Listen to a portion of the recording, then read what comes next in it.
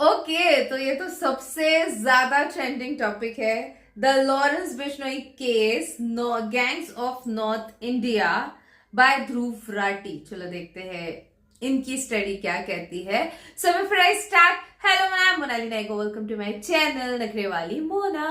और अगर आपने मुझे अभी तक सब्सक्राइब नहीं किया होगा तो please to subscribe my channel. So let's go. नमस्कार दोस्तों, ब्लैक बक यानी काले हिरण जैसे वन जीवों को बचाने के लिए किसी इंसान के अंदर कितना जुनून सवार हो सकता है, इसे जानकर आप भी हैरान हो जाएंगे। ये कहानी है एक नौजवान की जिसके डिस्ट्रिक्ट में हर महीने काले हिरण मर रहे थे। हर महीने? ये देखकर उसे गुस्सा आता था, वो उदास होता था, लेकिन समझ नहीं पाता था कि क्या किया जाए। जब ये लड़का कॉलेज में था तो इसने अपनी बिश्नोई कम्युनिटी की एक कॉन्फ्रेंस अटेंड करी जो जंगलों को काटे जाने और वाइल्ड लाइफ को पहुंच रहे नुकसान को लेकर थी। यही वो समय था जब इस युवक के मन में जिंदगी के मायने बदल गए। अपनी पढ़ाई पूरी करके ये गांव वापस आया और संकल्प लिया हिरणों को बचाने का। लेकिन सवाल ये था कि 20 साल का लड़का आखिर शिकारियों का मुकाबला कैसे करेगा। उसने सभी गांव वालों को कहा कि जब भी शिकार की कोई संभावना हो तो मुझे अलर्ट कर देना। एक बार गांव के एक इन्फॉर्मर ने उसे ऐसी ही जानकारी दी कि कहीं पर शिकार होने वाला है। सर्दियों की रात थी, तापमान करीब 14 डिग्री था, लेकिन फिर भी इस नौजवान ने अपनी मोटरसाइकिल उठाई और 30 किलोमीटर मोटरसाइकिल पर गया। जब तक ये वहां पर पहुंचा, अफसोस हिरन ऑलरेडी मारा जा चुका, उसका मांस वहां पकाया जा रहा था। लेकिन फिर भी इसने पुलिस को बुलाया और शिकारी को गिरफ्तार करवाया। वाइल्ड लाइफ एक्ट 1972 के शेड्यूल 1 के तहत उसके खिलाफ केस दर्ज होता है। ये वहां के लोकल शिकारियों के लिए एक वार्निंग के जैसा था। कुछ समय बाद एक और ऐसा ही केस सामने आया। फिर से इंफॉर्मेशन मिली कि यहाँ पर एक हिरन मारा जाएगा, और एक बार फिर से वहां पहुंचने तक हिरन का शिकार किया जा चुका था। इसे एक युवक ने अकेले शिकारियों को किसी तरीके से रोकने की कोशिश करी तो एक शिकारी ने उसके सिर पर बंदूक लगा दी। युवक ने कहा कि उसे डर तो महसूस हुआ, लेकिन उसे लगा कि अगर किसी प्रजाति को बचाने के लिए अपनी जान जोखिम में डालना जरूरी है तो यही सही। कुछ समय बाद पुलिस आती है और शिकारी को गिरफ्तार कर लेती है और कुछ इस तरीके से इसकी जान बच पाती है। जानते हैं दोस्तों, हमारी इस कहानी में ये युवक कौन है? ये हैं बिश्नोई, 51 साल के अनिल बिश्नोई। इनकी कहानी पब्लिश हुई थी द बेटर इंडिया में, एक बेहतरीन मीडिया पोर्टल जो रेगुलरली ऐसे बहुत से रियल लाइफ हीरोज पर स्पॉटलाइट डालते हैं। अनिल बिश्नोई राजस्थान के लक्सार गांव में रहने वाले एक किसान हैं। आज तक 300 से ज्यादा शिकारियों को रंगे हाथ पकड़ चुके हैं। ये केस दर्ज करवाते हैं, गवाही देते हैं, और जब तक केस चलता है फॉलो अप भी करते हैं और मुजरिमों को जेल तक पहुंचाने का काम करते हैं। ब्लैक बक्स की मौत के पीछे शिकार के अलावा कुछ और भी कारण हैं, जैसे कि रोड एक्सीडेंट्स, एक्सट्रीम क्लाइमेट्स, कुत्तों द्वारा काट लिया जाना। इसलिए अनिल बिश्नोई ने गांव से 2 लाख रुपए का चंदा इकट्ठा किया और 66 पोखर तैयार करवाए जहां गर्मी में जानवर पानी पी सके। किसी जानवर को चोट लगती है तो ये उसे अपने घर पर या फॉरेस्ट डिपार्टमेंट के मेडिकल सेंटर पर फर्स्ट एड देते हैं। अगर हिरण के बच्चे की मां मर जाती है तो हिरण के बच्चे को तब तक पाल लिया जाता है जब तक वो जंगल में छोड़ने लायक ना हो जाए। आज राजस्थान के 12 डिस्ट्रिक्ट्स में 3000 लोग उनकी टीम में जुड़े हुए हैं और इतने सालों में उन्होंने मिलकर करीबन 10,000 काले हिरण और चिंकारा हिरण को मारे जाने से बचाया है। यही कारण है कि राजस्थान की सरकार ने अनिल बिश्नोई को Amrita Devi environmental protection award से भी सम्मानित किया था। अब कमाल की बात देखिए दोस्तों, सोशल मीडिया पर कुछ लोग बिश्नोई की जबरदस्त तारीफ में लगे हुए हैं। हमारे न्यूज मीडिया पर इनके चर्चे हर हफ्ते देखने को मिलते हैं, और एक ट्विटर यूजर ने तो ये तक कह दिया कि बिश्नोई भारत का नया भगत सिंह। अरे वाह! लेकिन प्रॉब्लम बस इतनी है कि ये लोग अनिल बिश्नोई की बात नहीं कर रहे हैं। अनिल बिश्नोई को तो ये लोग जानते तक नहीं है। ये बात कर रहे हैं लॉरेंस बिश्नोई की। कौन है ये लॉरेंस बिश्नोई? इसने आज तक कितने काले हिरणों को बचाया है? ढूंढने पर ऐसा कुछ नहीं मिलता कि इसने वाइल्ड लाइफ प्रोटेक्शन में कभी काम किया हो, बल्कि पता चलता है कि इस पर 84 मुकदमे दर्ज हो चुके हैं। पता चलता है कि लॉरेंस तो एक गैंगस्टर है।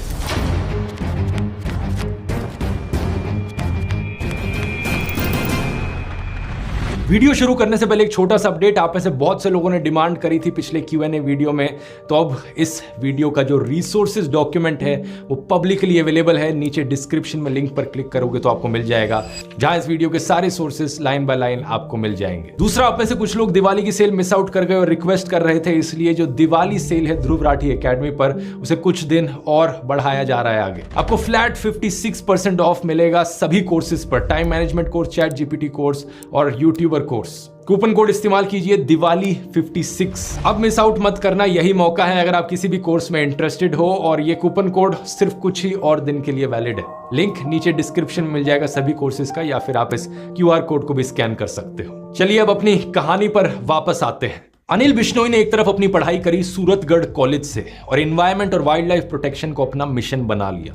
दूसरी तरफ लॉरेंस बिश्नोई ने अपनी पढ़ाई करी चंडीगढ़ कॉलेज से और क्या किया, स्टूडेंट पॉलिटिक्स में घुस गया। चलो ये तो अच्छी बात है, मेरा मानना है कि स्टूडेंट्स को पॉलिटिकल होना चाहिए। भगत सिंह भी अपने कॉलेज के समय पॉलिटिकल थे, ब्रिटिश सरकार के अत्याचार के खिलाफ आवाज उठाते थे। मैंने एक ही वीडियो किया था इनके ऊपर जिसमें मैंने बताया था कि कैसे भगत सिंह हाईएस्ट ऑर्डर के इंटेलेक्चुअल थे, बहुत सारी किताबें पढ़ते थे, क्योंकि उनका कहना था बम और पिस्तौल से क्रांति नहीं आती, क्रांति की तलवार विचारों की शान पर तेज होती है। उन्होंने कीर्ति जैसी पत्रिकाओं में बहुत से आर्टिकल्स लिखे, जैसे कि धर्म व फसाद ते उम्दा इलाज। इस आर्टिकल के जरिए उन्होंने बताया जनता को कि कैसे सांप्रदायिक ताकतें देश को तोड़ रही हैं। वो उस समय के हुए दंगों की बात कर रहे थे कि कैसे लोग एक दूसरे को सिर्फ इसलिए मार रहे हैं क्योंकि कोई हिंदू है, कोई सिख है तो कोई मुसलमान है। इस आर्टिकल में भगत सिंह ने सॉल्यूशंस भी बताए कि लोगों में वर्ग चेतना जगाई जाए, मतलब कि उन्हें एहसास कराया जाए कि वो हिंदू हो या मुस्लिम, आखिरकार वो हैं तो गरीब ही, और दुनिया भर के गरीब लोग, चाहे वो किसी भी रंग, रिलीजन या देश के हों, उनके वही अधिकार हैं। उनका फायदा इसी में है कि हर तरह के भेदभाव मिटा दिए जाएं और सत्ता को अपने हाथों में लिया जाए। आखिर में उन्होंने उम्मीद जताई कि भारत के सच्चे हमदर्द इन समाधान के बारे में सोचेंगे और देश को आत्म विनाश से बचाएंगे। इन आर्टिकल्स की बात मैंने डिटेल में इस वाले वीडियो में करी है, नहीं देखा है तो लिंक डिस्क्रिप्शन में है। लेकिन सवाल यहां पर यह है कि क्या लॉरेंस ने इन समाधान के बारे में सोचा? क्या उसने देश की एकता को बढ़ाने के लिए कुछ किया? पूछो अपने आप से। भगत सिंह ने अफसोस जताया था कि जो किसान सभी के लिए अनाज उगाता है, आखिर वो भूखा क्यों रहता है? जो बुनकर सभी के लिए कपड़े बुनता है, उसके बच्चों के पास ही कपड़े क्यों नहीं होते? तो क्या लॉरेंस ने इसके लिए कोई विरोध प्रदर्शन किया कि किसानों को उनकी फसलों का ऊंचा दाम मिले? नहीं। तो क्या थी लॉरेंस बिश्नोई की स्टूडेंट पॉलिटिक्स? पुलिस डोसियर से पता चलता है कि लॉरेंस बिश्नोई स्टूडेंट पॉलिटिक्स के चुनाव में किसी कैंडिडेट के लिए कैंपेन कर रहा था जब दूसरी चुनावी पार्टी वालों से झगड़ा हो गया। उसके एक दोस्त ने पहले वार्निंग देने के लिए बंदूक चलाई और 5 दिन बाद उसने और उसके दोस्तों ने राइवल कैंडिडेट के लिए कैंपेन करने वाले किसी आदमी की कार जला दी। उसके 8 दोस्तों के साथ उसे गिरफ्तार किया गया। जेल में वो हथियारों के सप्लायर से मिला। जेल से जब बाहर आया तो गुंडागर्दी चलती रही, उस पर कई केस हुए, लेकिन दोनों पार्टी ने जब समझौता कर लिया तो केस क्वॉश हो गए। ये साल 2010 की बात है जब उसने पंजाब यूनिवर्सिटी की स्टूडेंट ऑर्गेनाइजेशन के प्रेसिडेंट पोस्ट के लिए चुनाव लड़ा। इस आर्टिकल को देखिए। चुनाव हार गया तो एलिजिडली इसने अपने राइवल कैंडिडेट को अटैक कर दिया। साल 2011 में जब वो जमानत पर बाहर आया तो उसने फिर से चुनाव लड़ा और इस बार जीत गया। कॉलेज में रहते रहते ही करीब 18 मुकदमे इस पर दर्ज हो चुके थे। साल 2012 में लॉरेंस को उसकी लॉ डिग्री मिल जाती है और कोई भी आम इंसान अपनी लॉ डिग्री लेने के बाद क्या करेगा? लॉ की प्रैक्टिस शुरू कर देगा। लेकिन क्या लॉरेंस ने ऐसा किया? नहीं किया। वो कोर्ट तो गया, लेकिन मासूम लोगों को न्याय दिलवाने के लिए नहीं, वकील की तरह नहीं, बल्कि एक अक्यूज्ड की तरह कोर्ट गया। 2013 में उसने अपनी तरफ से प्रेसिडेंट पोस्ट के लिए किसी को नॉमिनेट किया और इस आर्टिकल को देखिए। कैंपेन के दौरान एलिजिडली उसने और उसके एसोसिएट्स ने राइवल नॉमिनी को जान से मार दिया और ये लोग फरार हो गए। 2014 में लॉरेंस एक पुलिस पिकेट पर पकड़ा गया। 2015 में एक कोर्ट में पेशी के दौरान वो पुलिस कस्टडी से भाग गया, लेकिन उसे फिर से गिरफ्तार किया गया। इस पॉइंट ऑफ टाइम तक वो गैंग के मुखिया के रूप में अपनी पोजीशन जमा चुका था। अब लॉरेंस के दोस्त गोल्डी बराड ने गैंग को चलाना शुरू किया। साथ ही इस नए भारत में ईज ऑफ डूइंग बिजनेस भी है दोस्तों, इसलिए जेल में रहकर भी क्रिमिनल अपना धंधा चला पाता है। तो अब लॉरेंस ने हाथ मिलाया एक और गैंगस्टर संदीप उर्फ काला जठेड़ी से। बाद में इनका झगड़ा हो गया, लेकिन पुलिस का कहना है कि जब ये साथ थे तब लॉरेंस काला जठेड़ी गैंग ने मिलकर दिल्ली, पंजाब, हरियाणा, राजस्थान में 30 मर्डर किए। मर्डर का मतलब समझते हैं आप? फिल्मों में एंटरटेनमेंट के नाम पर मर्डर इतना ज्यादा नॉर्मलाइज्ड है, स्टाइलाइज्ड है, जैसे कि पबजी जैसा कोई वीडियो गेम हो। मानो गेम ओवर हुआ तो फिर से रीसेट हो जाएगा, लेकिन असल जिंदगी में जब लोग मारे जाते हैं तो वो लौट कर नहीं आते। हमेशा के लिए उनके परिवार उजड़ जाते हैं, ना केवल फाइनेंशियली बल्कि इमोशनली भी। 30 से ज्यादा परिवार उजड़ गए यहाँ पर। लॉरेंस के सबसे बड़े दुश्मनों में से एक था दविंदर बम्बीहा। किस बात पर दुश्मनी थी इन लोगों की? क्या ऐसा था कि दविंदर बम्बीहा एक इंटरनेशनल नेटवर्क की मदद से देश में धार्मिक दंगे भड़काने का काम कर रहा हो, या फिर युवाओं को ड्रग्स सप्लाई कर रहा हो और लॉरेंस यहाँ इन सबको रोकना चाह रहा हो? नहीं, ऐसा कुछ भी नहीं था। वैसे कल को अगर कोई लॉरेंस पर बॉलीवुड फिल्म बनेगी तो जरूर ऐसा कुछ ग्लोरिफिकेशन, जस्टिफिकेशन कर देंगे ये लोग। लेकिन सच्चाई ये है कि लॉरेंस और दविंदर की दुश्मनी थी एक्सटॉर्शन मनी, यानी हफ्ता वसूली को लेकर। इसका मतलब है कि खून पसीने की, मेहनत की कमाई करना जिसके बस की बात नहीं है, वो लोग दूसरों को धमकाकर उनका पैसा लूटते हैं। धमकी देते हैं कि अगर पैसा नहीं दिया तो जान से मार देंगे, और अगर पैसा दोगे तो कुछ नहीं कहेंगे और दूसरे गैंग से भी तुम्हें बचाएंगे। दविंदर बम्बिहा का एक्सटॉर्शन रैकेट चंडीगढ़, मोहाली और पंचकुला में चलता था। लॉरेंस को भी यही पाप की कमाई चाहिए थी, तो इनकी इंटर गैंग राइवलरी की वजह से पंजाब, दिल्ली, चंडीगढ़ में शूटआउट्स हुए।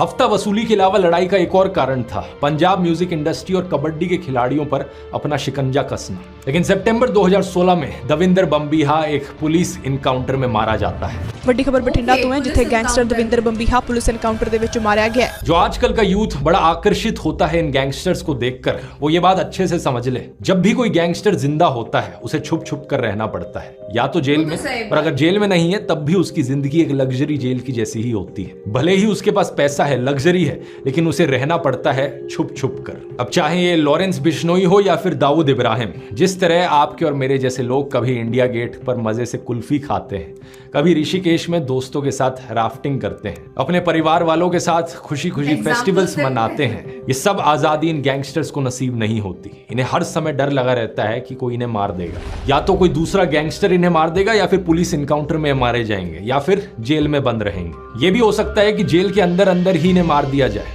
दविंदर बम्बिहा के अलावा कितने सारे एग्जाम्पल्स हैं इसके, जैसे कि लॉरेंस गैंग का एक और मशहूर गैंगस्टर था अंकित बहादुर। जब लॉरेंस को जेल हुई तो पंजाब और राजस्थान में अंकित ने ही गैंग को संभाला। इस पर 4 मर्डर और 15 एक्सटॉर्शन केसेस चल रहे थे, और फरवरी 2019 में जीर कपूर में पुलिस इसका एनकाउंटर कर देती है और ये मारा जाता है। लेकिन इतना ही नहीं, जनसत्ता की एक रिपोर्ट में बताया कि इसकी मौत के बाद इसके पिता ने अस्पताल में इसका शव ले जाने से मना कर दिया। उन्होंने कहा कि मेरे बेटे ने जो किया है उसका अंजाम यही होना था, और मैं देश के यूथ से अपील करता हूं कि कोई भी मेरे बेटे जैसा ना बने, अगर कोई बनेगा तो उसके साथ भी यही होगा। ऐसे ही एक कहानी है ड्रेडेड क्रिमिनल जितेंद्र गोगी की। ये भी लॉरेंस बिश्नोई काला जठेड़ी गैंग से जुड़ गया था। 4 साल तक पुलिस से आंख में चोली चलती रही, और आखिरकार मार्च 2020 में पुलिस ने इसे धर दबोचा। रोहिणी कोर्ट में इसे हियरिंग के लिए लाया जा रहा था कि तभी 2 लोग वकील के कपड़ों में आए और कोर्ट प्रेमिसेस में ही इसे गोली मार दी। मतलब किसी और ने गोली मारी? माय गॉड, ये 2 असैसिन्स जग्गा और राहुल भी वहीं पुलिस द्वारा मार दिए जाते हैं। ये जितेंद्र गोगी के राइवल सुनील बालियान उर्फ टिल्लू ताजपुरिया के गैंग के लोग थे। इसके करीबन 1.5 साल बाद टिल्लू ताजपुरिया को भी मार दिया जाता है। कहां पर? तिहाड़ जेल के हाई सिक्योरिटी वार्ड में। गोगी गैंग के 4 लोगों ने उस पर लोहे के सुओं से 100 से ज्यादा बार हमला किया। इस वारदात का सीसीटीवी वीडियो मैं यहाँ नहीं दिखा सकता, लेकिन जो लोग क्राइम से बहुत आकर्षित होते हैं उन्हें ये सर्च कर लेना चाहिए यूट्यूब पर। इस तरह बदला लेते हुए और उस बदले का बदला लेते हुए गोगी और टिल्लू गैंग की राइवलरी में इन्हें मिलाकर 20 लोग मारे जाते हैं। लॉरेंस बिश्नोई के एसोसिएट गोल्डी बरार ने इसके बाद फेसबुक पोस्ट पर लिखा कि आज गोगी मान ग्रुप वाले भाइयों ने सारे भाइयों का सिर ऊंचा कर दिया, बड़े भाई गोगी का बदला लेके। और भी जो कुत्ते जिंदा रह गए हैं उनका भी नंबर जल्दी आएगा। इन गैंग्स की दोस्ती दोस्तों कोई शोले फिल्म वाली जय वीरू की तरह दोस्ती नहीं होती, बल्कि इसका भी फंडा होता है कि दुश्मन का दुश्मन दोस्त होता है। लॉरेंस बिश्नोई, काला जठेड़ी और जितेंद्र गोगी गैंग के अलावा इनके सिंडिकेट में कुछ और गैंग्स थे, जैसे सुब्बे गुर्जर और राजस्थान बेस्ड आनंदपाल सिंह। इनमें से सुब्बे गुर्जर को 2021 में हरियाणा की स्पेशल टास्क फोर्स द्वारा गिरफ्तार किया जाता है, और 2022 में मानेसर नगर निगम और पुलिस उसके आलीशान 4 मंजिला घर को गिरा देती है। क्राइम की कमाई से बने हुए इस घर की कीमत थी 4 करोड़ रुपए। बताया गया कि यह गैर कानूनी तरीके से बनाया हुआ था। दूसरी तरफ आनंदपाल सिंह पुलिस इनकाउंटर में मारा गया। कुछ महीने पहले एक सीबीआई कोर्ट ने ऑब्जर्व किया था कि आनंदपाल सरेंडर कर चुका था, लेकिन फिर भी उसे मार दिया गया। आनंदपाल की एसोसिएट अनुराधा चौधरी उर्फ मैडम मिन्स ने काला जठेड़ी से शादी कर ली थी। तो एक तरफ है ये लॉरेंस, काला जठेड़ी, गोगी, सुब्बे गुर्जर और आनंदपाल सिंह का क्राइम सिंडिकेट, और इनके खिलाफ एक दूसरा क्राइम सिंडिकेट जिसमें शामिल थे दविंदर बम्बिहा गैंग, नीरज बवाना, टिल्लू ताजपुरिया, संदीप ढिल्लू और कौशल चौधरी। इनमें से बम्बिहा और टिल्लू मारे जा चुके हैं और बाकी तीनों जेल में बंद हैं। नीरज बवाना के ऊपर 40 से ज्यादा केस हैं, जिसमें murder, attempt to murder, extortion, land grabbing के केस शामिल हैं। अप्रैल 2015 की एक रात वो अपने परिवार से चोरी छुप के मिलने जा रहा था जब दिल्ली पुलिस के स्पेशल सेल ने उसे गिरफ्तार कर लिया। अक्टूबर 2017 में उसे सॉलिटरी कन्फाइनमेंट में डाल दिया जाता है, यानी कि उसके आसपास कोई भी और कैदी नहीं होगा। उसका वकील कोर्ट में बाद में गुहार लगाता है कि अकेलेपन की वजह से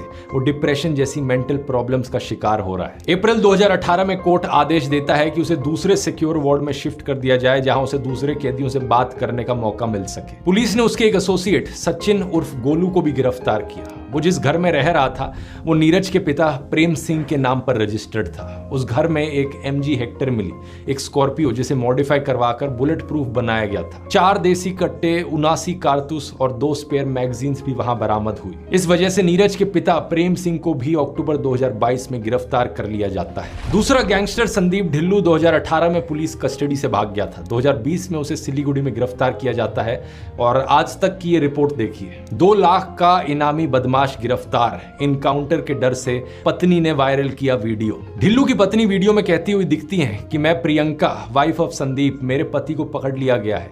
मुझे डर है कि मेरे पति का इनकाउंटर ना हो जाए। मैं ये किस्से आपको इतने डिटेल में इसलिए बता रहा हूं ताकि आप समझ सको कि इन गैंगस्टर्स की जिंदगियां कैसी बीतती हैं। अगर कोई नौजवान फैसला करता है क्राइम की दुनिया में कदम बढ़ाने का, तो उसके परिवार के सदस्यों को, रिलेटिव्स और दोस्तों को क्या क्या सहना पड़ता है। तीसरा गैंगस्टर यहाँ पर था कौशल चौधरी। इसके बारे में पिछले साल खबर आती है कि इसने पुलिस कस्टडी में नाई से एक हेयर ट्रिमर छीनकर आत्महत्या करने की कोशिश करी, लेकिन पुलिस ने इसे बचा लिया और अटेम्प्ट टू सुसाइड का एक और केस इस पर लगा दिया। इसी हफ्ते इससे जुड़ी हुई 2 और खबरें आई हैं। पहली ये कि इसके 2 शूटर्स ने दिल्ली के रानी बाग में एक बिजनेसमैन के घर पर गोलियां चलाई। 15 करोड़ रुपए की एक्सटॉर्शन के लिए एक स्लिप छोड़ दी जिस पर लिखा था कौशल चौधरी, पवन शौकीन, बमबीहा गैंग। दोनों शूटर्स को गिरफ्तार कर लिया गया। दूसरी खबर देखिए, कौशल चौधरी ने लॉरेंस को मरवाने के लिए प्लान बनाया। इसी से ही रिलेटेड कुछ दिन पहले की ये खबर भी देखिए। क्षत्रिय करनी सेना ने 1,11,11,111 रुपए का इनाम देने की घोषणा करी है उस पुलिस ऑफिसर को जो लॉरेंस बिश्नोई को मारेगा। ऐसा इसलिए क्योंकि करनी सेना के अध्यक्ष सुखदेव सिंह गोगामेडी की हत्या कर दी गई थी और इसकी जिम्मेवारी लॉरेंस गैंग ने ली थी। कुछ दिन बाद इस खबर में अपडेट आता है कि सिर्फ पुलिस ऑफिसर को ही नहीं, अगर साबरमती जेल में बंद कोई कैदी भी लॉरेंस को मारेगा तो भी उसे ये इनाम मिलेगा। जो पुलिसकर्मी लॉरेंस बिश्नोई का एनकाउंटर करेगा उस पुलिसकर्मी को 1,11,11,111 रुपए का पुरस्कार करनी सेना द्वारा प्रदान किया जाए। लेकिन दूसरी तरफ से कौशल चौधरी भी लॉरेंस की हिट लिस्ट पर है। ऐसा लॉरेंस ने NIA को पूछताछ में बताया। क्या कारण है इसके पीछे? कौशल चौधरी का रोल बताया जाता है विक्की मिद्धू खेड़ा के मर्डर में। विक्की लॉरेंस का करीबी था उसकी स्टूडेंट पॉलिटिक्स के टाइम से। अगस्त 2021 में उसका मर्डर किया जाता है। विक्की का नाम अक्टूबर 2020 की सिर्फ एक FIR में था जो लिखी गई थी चंडीगढ़ के सेक्टर 39 पुलिस स्टेशन में। इस FIR में विक्की पर आरोप था कि वो लॉरेंस गैंग का मेंबर था और उस गैंग के सदस्यों को लॉजिस्टिकल सपोर्ट देता था। मर्डर के 1 साल बाद मोहाली के SSP विवेकशील सोनी ने भी अपने बयान में यही कहा था कि लॉरेंस गैंग का करीबी होने के कारण विक्की राइवल बमबीहा गैंग का टारगेट था। दविंदर बमबीहा के मारे जाने के बाद इस गैंग को चला रहा था लक्की पड़ियाल। दिल्ली पुलिस की काउंटर इंटेलिजेंस यूनिट ने केस को क्रैक करते हुए बताया कि लक्की पड़ियाल के इंस्ट्रक्शंस पर कौशल चौधरी और अमित डागर ने इसकी साजिश रची थी। 4 शार्प शूटर्स को इसके लिए हायर किया गया था और बमबीहा गैंग के 12 गैंगस्टर्स गिरफ्तार हुए थे, जिनमें 3 शूटर्स शामिल थे। उन्होंने भी इंटेरोगेशन में कौशल चौधरी और अमित डागर का नाम लिया। यहाँ हमारी कहानी में एक और किरदार की एंट्री होती है। अमित डागर को लेकर नव भारत टाइम्स की एक रिपोर्ट में बताया गया कि एक समय पर कौशल गिरोह के अमित डागर ने लॉरेंस को धमकी देकर फिरौती मांगी थी। लॉरेंस के फिरौती ना देने पर अमित डागर के गुंडों ने लॉरेंस से जुड़ी हुई एक कंस्ट्रक्शन कंपनी के अधिकारी की जयपुर में हत्या कर दी। बताया जाता है कि तब लॉरेंस बिश्नोई ने अमित डागर को 5 करोड़ रुपए की फिरौती दी थी। आज के दिन कौशल चौधरी और अमित डागर दोनों जेल में हैं लॉरेंस बिश्नोई की तरह। अमित डागर ने लव मैरिज करी थी ट्विंकल से। पिछले साल उसकी गिरफ्तारी की खबर भी सामने आई। ACP वरुण धैया ने बताया कि वो अमित डागर के गैंग को ऑपरेट कर रही थी। उसके खिलाफ शिकायत थी कि वो गुड़गांव की खांडसा मंडी में सब्जी बेचने वालों से 3 से 4 हजार रुपए की उगाही करवाती थी।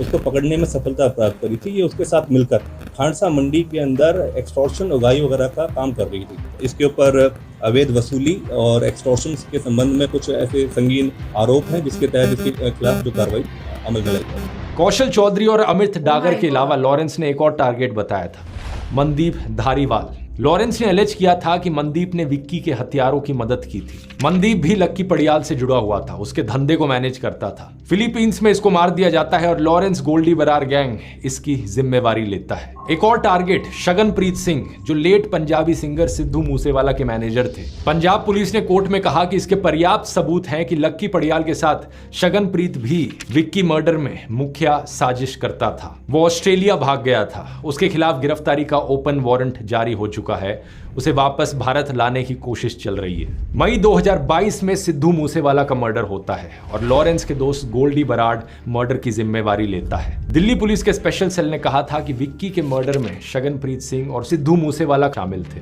सिद्धू मूसेवाला के मर्डर के बाद टाइम्स ऑफ इंडिया में सिद्धार्थ बैनर्जी की एक रिपोर्ट छपी, जिसमें कई सोर्सेस के आधार पर बताया गया कि जैसे ही कोई आर्टिस्ट एक बड़ा नाम बन जाता है, उसके पास एक्सटॉर्शन के लिए धमकी भरे कॉल आने लगते हैं। कई पंजाबी सिंगर्स के एक मैनेजर ने बताया कि सिंगर्स को पंजाब यूनिवर्सिटी के कॉलेजों में परफॉर्म करने के लिए बुलाया जाता है। वहां कुछ गुंडे सिंगर से बात करते हैं जो स्टूडेंट पॉलिटिशियंस और गैंगस्टर्स के बीच में कहीं होते हैं। मान लीजिए कि वो स्टूडेंट पॉलिटिशियन गैंग ए के साथ जुड़ा हुआ है। कुछ समय बाद सिंगर को गैंग बी से एक्सटॉर्शन का कॉल आता है, तो कई बार सिंगर फिरौती की रकम दे देता है, लेकिन कई बार वो स्टूडेंट पॉलिटिशियन से बात करता है और गैंग ए से मदद लेता है। सिंगर खुद से किसी भी गैंग या नेक्सस का हिस्सा नहीं बनना चाहता, लेकिन इस तरीके से बीच में फंस जाता है। एक इंटेलिजेंस ऑफिशियल ने DW से बात करते हुए बताया कि इस तरह सिंगर्स जिन खराब एलिमेंट्स की पेट्रनेज लेते हैं, कुछ समय बाद वो खुद उनके लिए एक फ्रैंकेनस्टाइन मॉन्स्टर बन जाते हैं। इस वीडियो में मेरा मकसद था दोस्तों आप लोगों को दिखाना कि गैंगस्टर्स की जिंदगियां असली में कैसी होती हैं।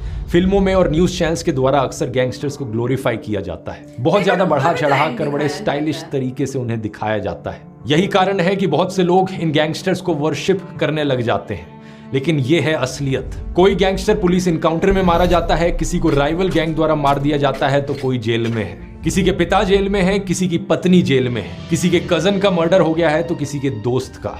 जो जिंदा हैं वो इसी डर में जीते हैं या डिप्रेशन का शिकार बन जाते हैं। तो जैसा फिल्मों और गानों में दिखाया जाता है, गैंगस्टर लाइफ वो जिंदगी असलियत में इतनी चिल नहीं है ब्रो। अपनी जिंदगी में कुछ मीनिंगफुल करने की सोचो। नौकरी नहीं लग रही तो कोई स्किल सोचो, वैसे किसी काम धंधे की सोचो। एलियनेटेड महसूस करते हो तो अपने परिवार के सदस्यों को रीच आउट करो, अपने दोस्तों से बात करो, फैमिली से बात करो। लेकिन कुछ भी हो जाए, किसी भी कारण से इस गलत रास्ते पर मत चलना। और किसी को अगर इंस्पिरेशन के तौर पर देखना है तो अनिल बिश्नोई जैसे लोगों के बारे में पढ़ो और उनसे सीखो। एक सलाम यहाँ पर सभी ईमानदार पुलिस ऑफिसर्स को, चाहे वो NIA के ऑफिसर्स हो या पंजाब पुलिस की इंटेलिजेंस यूनिट हो, उत्तर प्रदेश की ATS हो, हरियाणा की पुलिस हो या दिल्ली पुलिस के स्पेशल सेल के लोग हो। हर एक वो इंसान जो अपनी ईमानदारी पर टिका हुआ है और देश को क्राइम से बचा रहा है, इन सभी को दिल से सलाम।